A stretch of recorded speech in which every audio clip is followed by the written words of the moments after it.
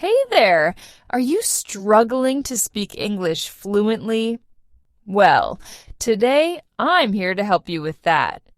In this video, I'll share 5 simple steps to make speaking English easier and faster.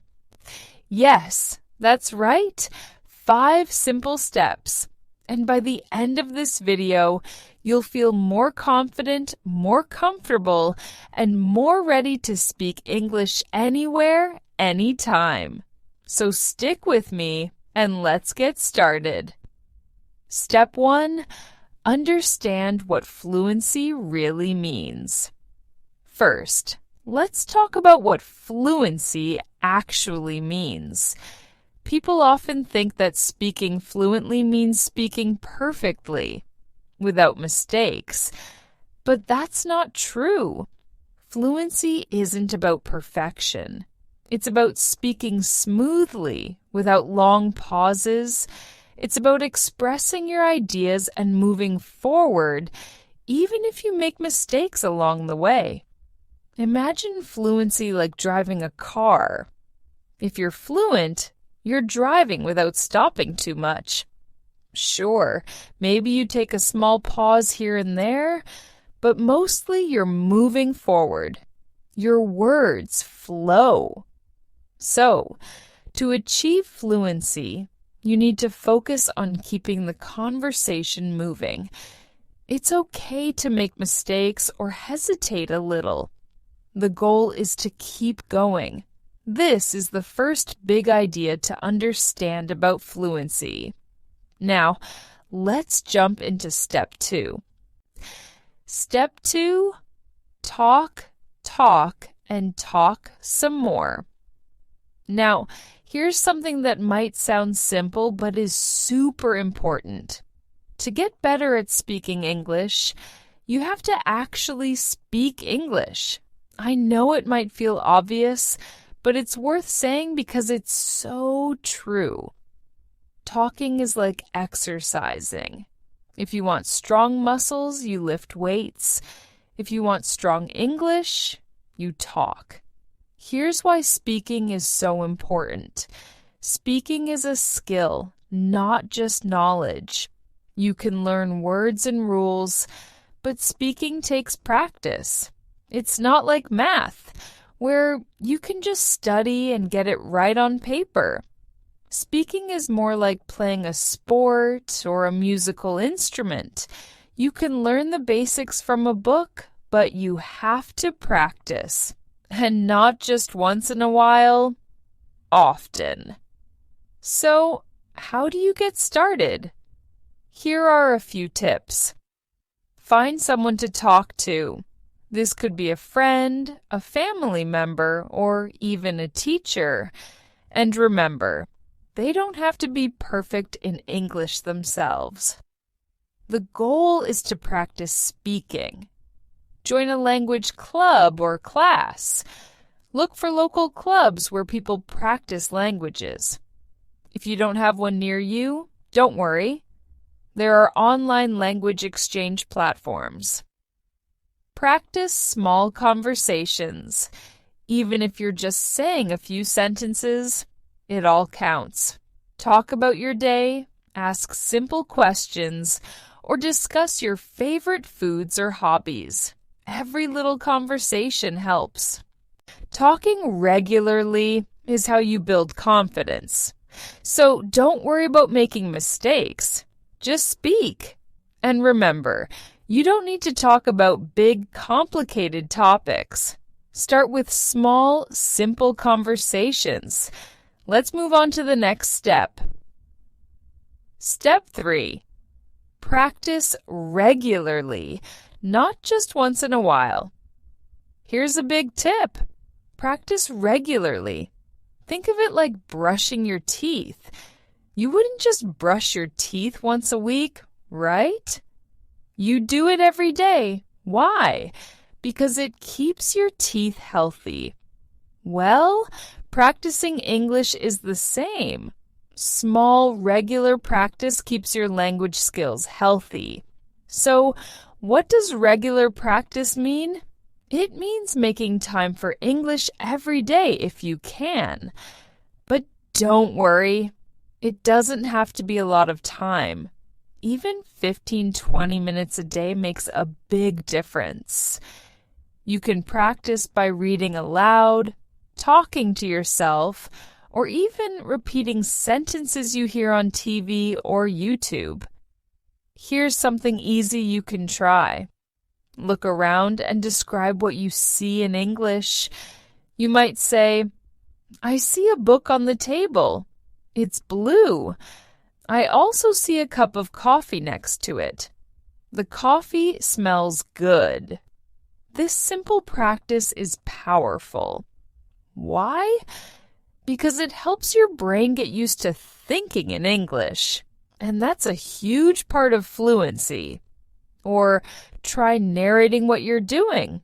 For example, when you're cooking, say, I'm cutting the vegetables. Now I'm putting them in the pan. The pan is hot. This might sound simple, but it builds fluency over time. The more you do it, the easier it becomes. Step 4. Get comfortable with feeling uncomfortable. All right, here's a part people don't talk about enough. Feeling nervous. Speaking a new language can feel awkward, uncomfortable, or even embarrassing. And guess what? That's totally normal. Every language learner feels this way. Yes, even people who now speak English very well felt nervous at first. Think of it this way. Imagine you're learning to dance. At first, you feel a bit silly. Maybe you don't know all the steps. And you might even trip. But with time, you get better, right? The same goes for English. You might feel nervous or embarrassed at first, but that feeling will go away as you practice more. And here's a secret. You don't need to be perfect. Just focus on saying what you want to say. Remember, the goal isn't to be perfect. It's to communicate. Let me share a quick story. When I was learning Spanish, I felt very shy. I would always think, what if I make a mistake? What if people laugh? But one day, I decided to just go for it. I started talking, even if I wasn't sure about every word. And guess what? People were actually happy to help me. They didn't care about my mistakes. They cared that I was trying. So, if you feel nervous, remember, it's okay. People are usually kind and supportive. Step 5, use real-life examples in practice situations. Here's a tip that will make your practice more effective. Use real-life examples. Think about situations you might actually face. For example, imagine ordering food at a restaurant, asking for directions, or talking about your daily routine. Practicing these types of conversations helps make English feel more natural. Think of it like this.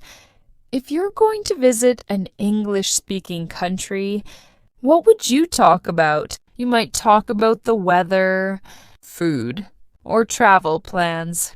So practice those topics. For example, you could practice saying, "Excuse me, where is the nearest bus stop?" Or, "I'd like to order a sandwich."